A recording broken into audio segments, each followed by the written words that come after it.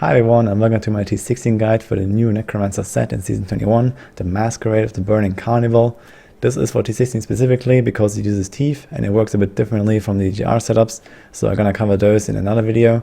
And I also think that T16 is a very nice build and definitely a good addition to the arsenal of a Necromancer. It feels amazing to play and it's very competitive to other top T16 builds, so that's why I wanted to have it separate. Overall, it plays a little bit like a Multishot Demon Hunter. So the idea here is that you have this bone spear with teeth, and you have these two simulacrums, and they deal a lot of damage with this bone spear. So you just dash around, right click everything to death, and you can control your simulacrums a bit. They shoot to where you are targeting from their own position. So you can play around a little bit with the positioning of them, but generally Blizzard changed the AI a bit and the behavior, so they teleport to you very often when you're like less than half a screen away. They will just like warp to you, and you have pretty good control over it. So don't worry about this, and it's rather fun to play, I'd say. Definitely I'm gonna enjoy this when I play some Necromancer, and I also think that a lot of other people will like it. So here we go. This is the setup. We have the new set right now. This is just a placeholder because the free panel is not updated yet, but imagine this is the new set, and it generally just buffs your bone spear by a lot. It also gives you tons of damage reduction. It makes you have all runes on simulacrum, and your simulacrums deal a lot of damage. So some damage will come from yourself, but most of it is from your simulacrums, but they are typically kind of like an extension of your character. So they just shoot, the way you shoot. It's basically the same as you shooting at the enemy, so this is fine. Other than that, we have the Haunted Visions. This one also got updated, and now the simulacrums last forever, and they only drain 1% of your life. So yeah, basically no cost, and you just have to press it once and that's it. So this is pretty useful. And then we have a few key items to buff our damage here. Namely, Cypher the Cycle gives you plus 400% damage for your secondary skills. You don't have to do this. You can also go with something like Jessifs and then have Command Skeleton and so on, but I would definitely suggest this. It's a bit more convenient, and you have enough cooldown reduction to just spam your bone armor often enough that this will not really be an issue. So I would suggest this weapon here. Rylina's Shadowhook is also an option if you like, but then you would have to wear a two-handed weapon, which is very slow and clunky, and it's also less damage. This is it for the core setup, and we have a few other additional items that help you out. For example, the Crispins. It's a very strong damage bonus. It applies when you have a slow on the enemy, and then also you have another damage bonus when you stun them or anything like this. And the way we proc this is through the offhand. We have lost time, and this makes it that cold skills give you a damage boost and also slow the enemies. So this will proc at least the first effect of Crispin, and you do this when you press bone armor, for example.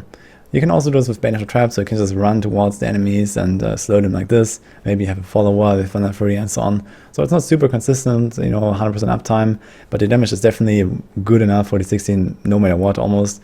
And this is like another boost essentially that you don't necessarily need, but it's definitely nice to have here. Then we have, of course, the Everrise Band, as always in T16, with Boon of the Hoarder, gives you the gold income and gives you the pickup radius for the globes and the gold. And we have Bane of the Powerful. So yeah, as I said, you can also go Bane of the Trapped here, for example. And then we have the Nemesis Bracers, extra elites, always helps you out to get faster progression. Other than that, there's a few choices here. For example, Captain Crimson, I went with this because it's just nice to have a bit of damage reduction, some stats.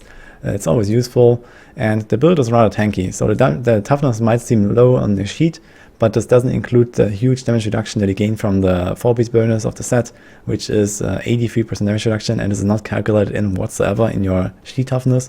So the real toughness is 6 times higher or something compared to what it shows in your sheet. So you have like 300 plus million toughness, which is more than enough for T16, I'd say.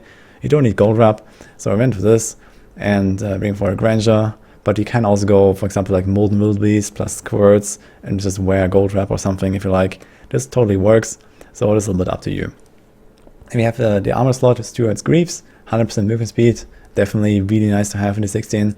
I would not skip this for anything. And we have Matoria's Petrified Spike, which makes Bone Spear cost a little bit more, but also deal a lot more damage.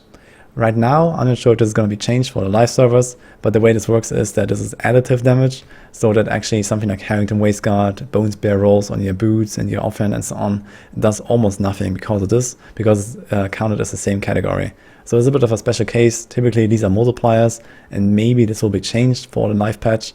I'll definitely update with a comment or something if anything changes. So if you watch this at a later point, then just make sure that you check the first comment, and then you'll see if anything is different there. And for the skill setups, we have some Necrons, obviously. We have Blood Rush. It doesn't really matter which one you choose. You can go with the double Blood Rush if you like, but generally this is fine. We have the Bone Armor with Harvest of Anguish for the extra movement speed, and it's cold. We have Devouring Aura, just makes it so you can like spam infinitely with your Bone Spear. You never have to stop and like generate resource.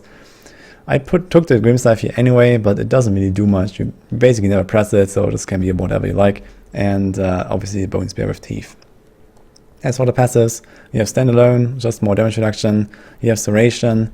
This is a little bit of a small damage buff to Bone Spear. Final Service, I would just include this to make sure you never die to molten explosions or something. And we have Fueled by Death for extra mobility, even more movement speed, so this is pretty nice. If you feel like you're tanky enough, you can also swap Standalone to the Bone Prison. So like this, you can sometimes get these stun procs, essentially, that activate your double damage crisping effect. So this is definitely an option as well. So especially at the lower end, when you're not always one-shotting everything or in groups or so, then this might be nice to have. For your item rolls, I generally just stack some cooldown reduction, some resource cost reduction, but you don't really have to worry too much about this. So for example here, I just went with elite damage, and here's attack speed, and you can also go with attack speed on gloves if you like. So this doesn't really require anything, it just makes it a bit more smooth. So this is up to you essentially, or whatever you find. Like on the rings, you can also attack speed or damage, or so this also doesn't really matter too much. Just make sure you stack the physical damage and crit damage and so on, the typical stuff, and otherwise try to get some supporting stats, or maybe just stack vitality if you like. So there's definitely not really too many requirements. And that's about it for the setup already. Short and sweet. I hope you like this little guide here. And as I said, I'm going to cover the GR setups and the pushing setup and so on at a different point. And I just want to get this out here first, because it's also quite different from the rest. So I hope you like this. I'll see you guys next time.